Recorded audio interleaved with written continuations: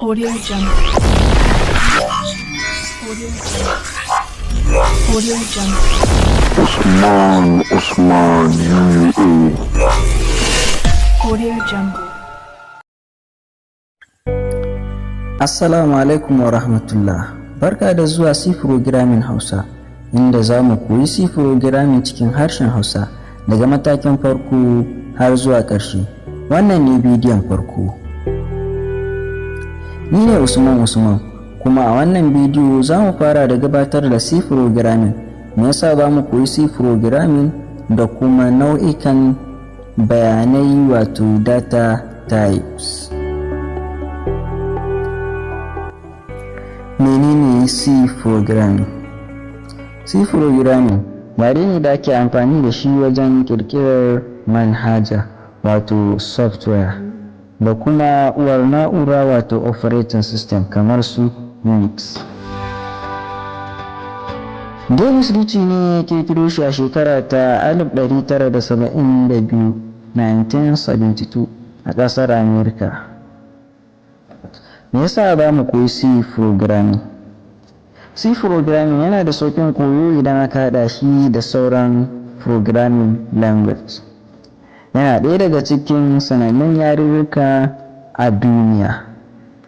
Idan ka koyi C Programming, sauran yaruka za su ma sauƙin koyo.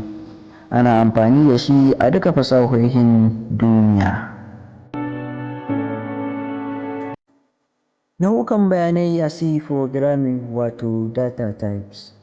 Data types na nufin irin bayanan da muke amfani da su a cikin program ɗinmu.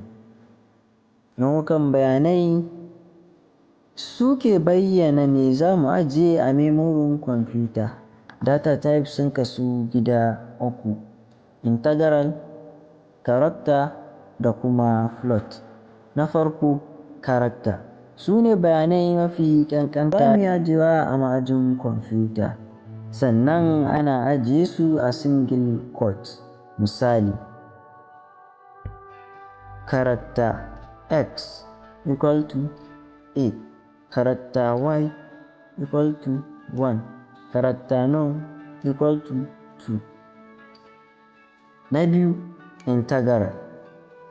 Ana amfani da integral domin ajiye lambobi cikakku a memorin kwamfuta. Misali, int A equal to 20, int B equal to 7. Na uku, float.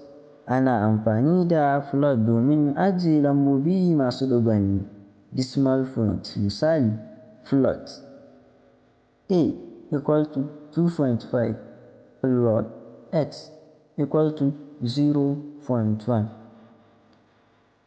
To a yau mun koyi ko mun gane menene C Programming, me yasa za mu koyi C Programming, sannan mun ga nau'ukan bayanai guda uku a C Programming. Za ku iya rubuto tambayoyinku a comment section.